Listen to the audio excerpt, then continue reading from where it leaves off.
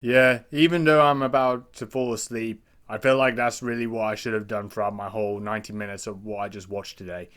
Because what I just watched today from Chelsea is nothing short of a disgrace, shambles, and just an all round shocking performance.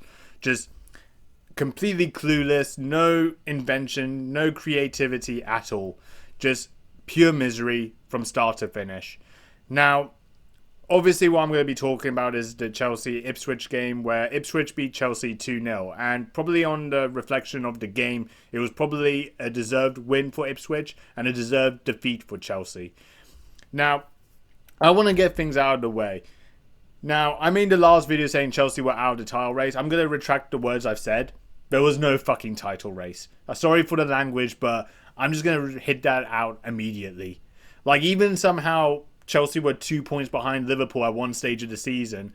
That must have been a bloody dream of what I just saw now.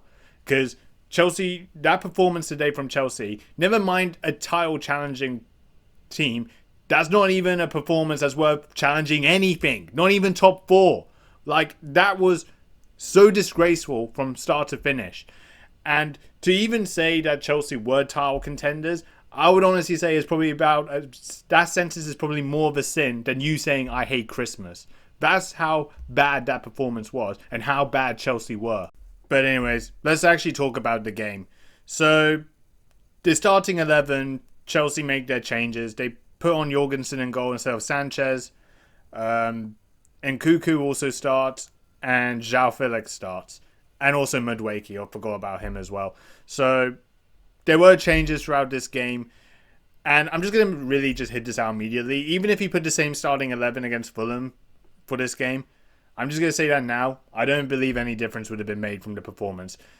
So, really throughout the first minute going, Chelsea just look completely average. Just not really showing any invention to move the ball, not showing any aggression, looking very casual with the ball as well.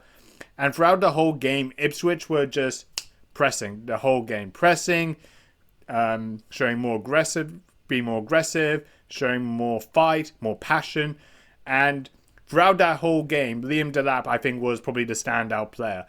And for me, he was the man of the match, and he definitely brought the Ipswich team going. And throughout that game, he won Ipswich a penalty.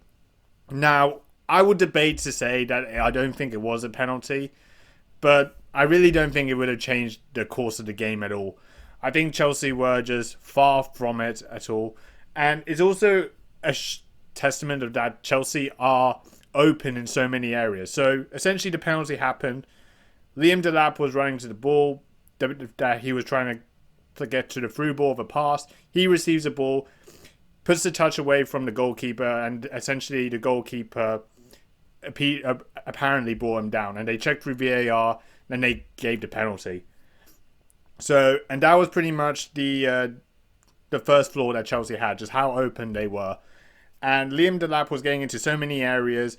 He was winning, a lot of balls, pressing Chelsea's defense, got into positions, and even could have really scored more chances. And Jorgensen did make a lot of saves throughout the game. So he was pretty much a threat throughout the whole game and throughout that whole first half. But then also with the changes happening, it may have seemed like the manager did make the changes that could have been good, because João Felix got into the scoreline to make it 1-1. But VAR checked it and it was disallowed for offside. And I think from the angles that they had to look at and how long they had to check it, I think the offside was probably the right call. And it did look like that maybe that was something that Chelsea could have brought back into the game. But I'm just going to say that now. That was probably like the only aspect of creativity Chelsea had. And they didn't create anything throughout that whole 90 minutes. And that was pretty much it for the first half. And you're probably thinking, if you're the manager looking at that performance in that first half, you're probably thinking, what's my team talk? What am I going to have for a plan B? Or change anything? Well, no. He stuck with the same starting 11, stuck with the same tactics. And what do you know? Ipswich kept pressing and showing more aggressive, being more aggressive. And also, looking at the flaws of this Chelsea team, which they capitalised on, because Disasi made a mistake playing a terrible pass back an awful back pass, and the Ipswich player grabbed onto it, and Hutchinson scored the second goal to really kill the game off. And obviously an ex-Chelsea player scored and celebrated. And to be fair, he deserves the moment.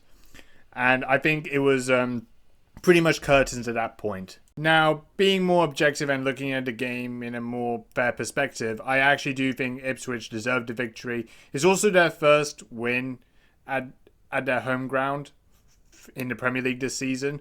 So it seems like the fans have been waiting for a good moment to happen. And to be fair, against Chelsea, who are in the top 4 currently right now, although form-wise recently has not shown otherwise, they probably are going to look at this moment as a great moment for them and for the club. So you got to give Ipswich full credit, and the players and the manager deserved it. But I really don't know where this leaves Chelsea now.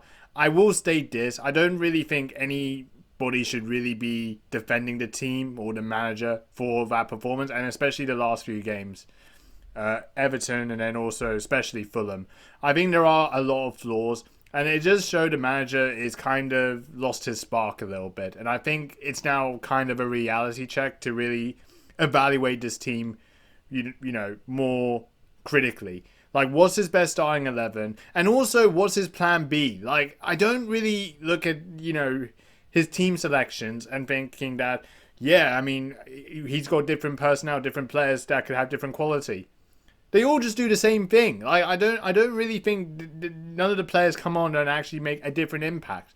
Like, even Cole Palmer throughout this game. I mean, I know people rave about Cole Palmer, and he's been a revelation for Chelsea since he joined, and what a good player he is for the price Chelsea bought him for. But in that game, and especially like other games as well, he has not been performing well, and he's been very casual, very I don't want to say lazy. I think that's a bit of an over-exaggerated word, but like, he's just been so casual with the ball and not actually really showing a real threat in recent games. And so many other players have shown that as well. And I really do feel like the manager really needs to take the time and actually look at this team more critically, because certainly it does seem like that magic spark and that good run is falling away. And certainly you have to be very careful, because it can also really impact on how the team performs throughout the season, and certainly where your league position dictates you. So I really think this is a real wake-up call, and it is a terrible way to end the year, but hopefully the next year it will be better. But yeah, overall for Chelsea, it's been very disappointing to end the year. And yeah, I would say if you guys enjoyed the video, but I'm assuming as a Chelsea fan, you probably wouldn't enjoy this performance. But if you have enjoyed the video, let me know what you think of the game. Please like, comment, subscribe, dislike if you want to dislike.